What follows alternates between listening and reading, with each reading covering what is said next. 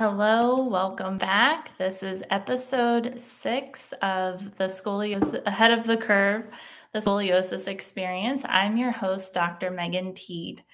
Welcome back. Today, we are going to be answering or asking 3 questions that are important as you're heading back to school with scoliosis. So, I'm going to do a little catch up first just to get started, and then we'll dive deep into these questions.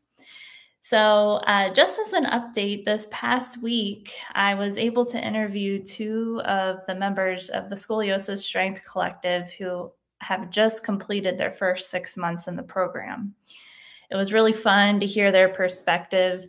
They described where they were at with their scoliosis before they joined the program, why they joined the program, and what they've learned about themselves through the experience. I'm going to put that link in the show notes so you can watch that at a later time.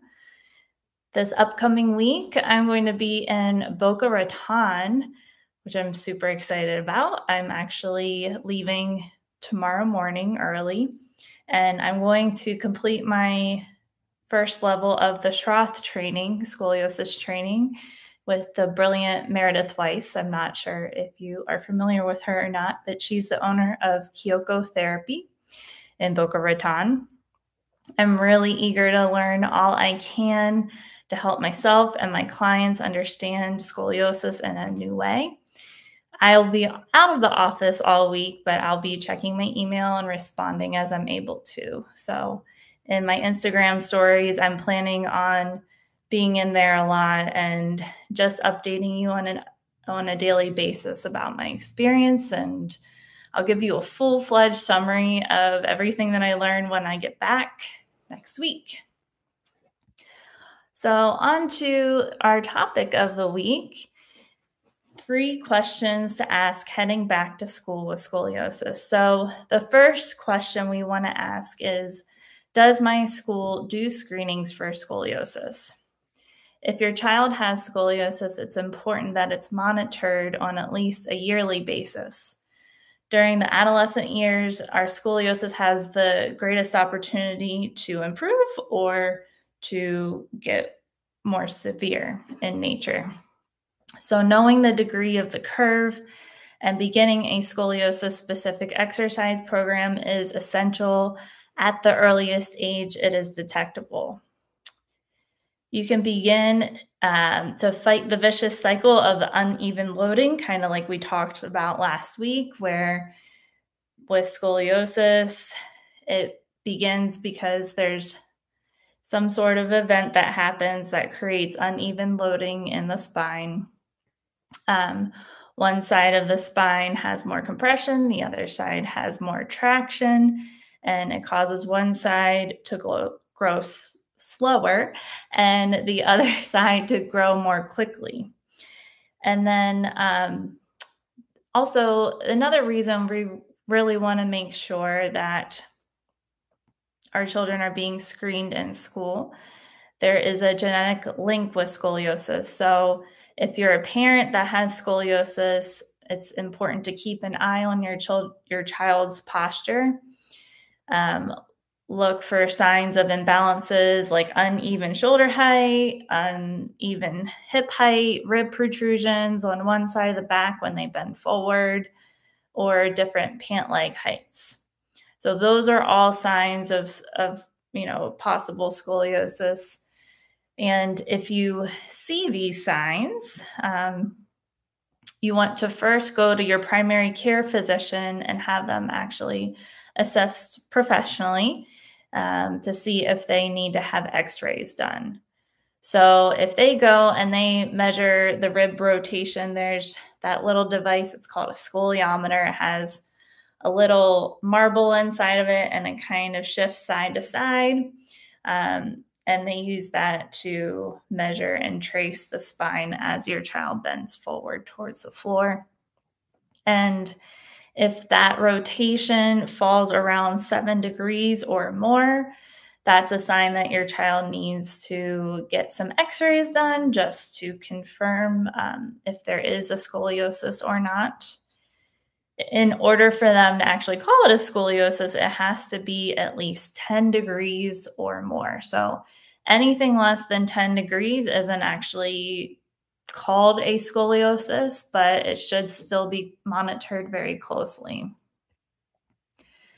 And then if you see these signs and your child is classified as having scoliosis, and your doctor doesn't refer you to a scoliosis specific therapist, it's important that you are your child's advocate, because obviously your doctor is not going to be doing that for you if they haven't referred you to someone.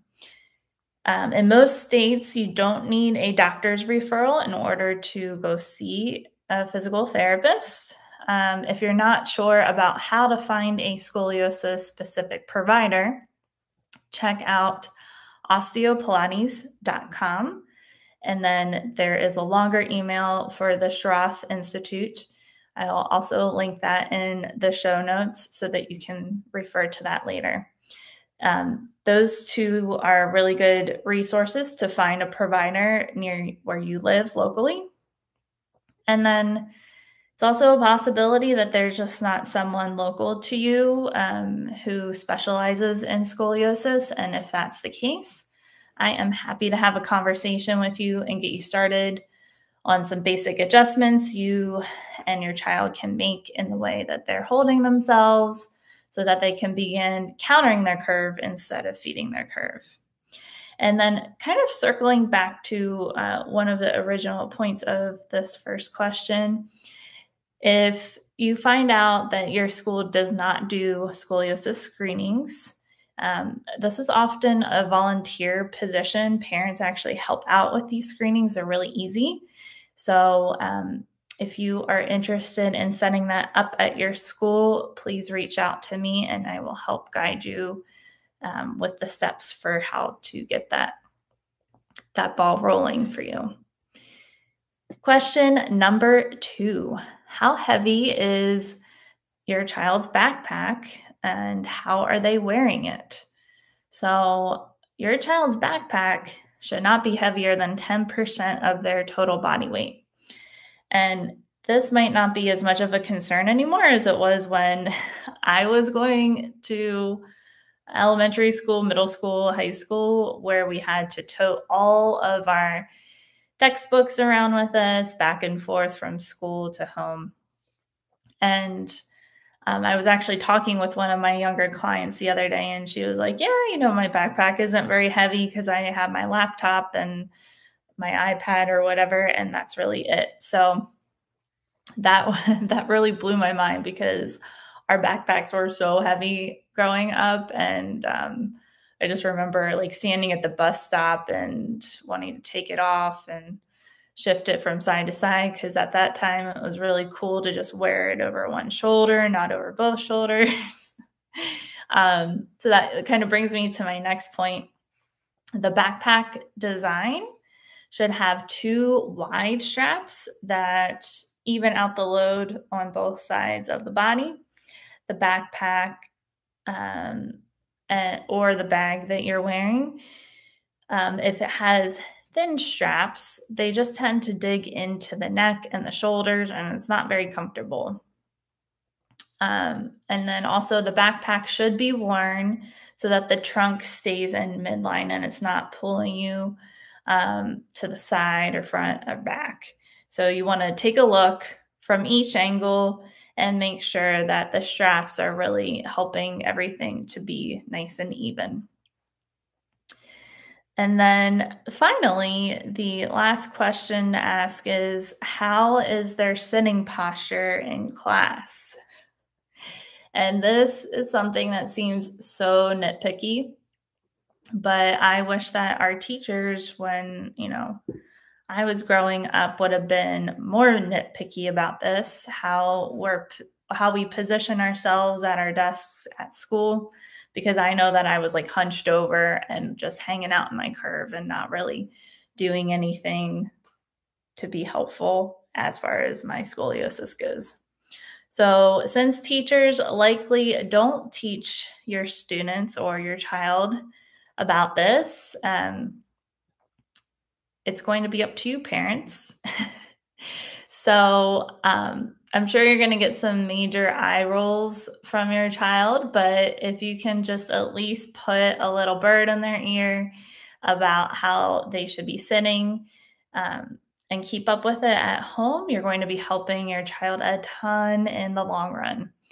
So, first, like kind of walking you through, and this may seem rudimentary to you, but if it is, go ahead and fast forward.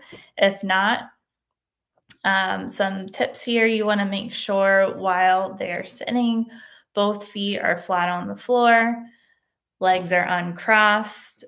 If they must cross anything, crossing at the ankles is best. And then just making sure that the hips, the ribs, the shoulders, and the head, they all stack right on top of each other.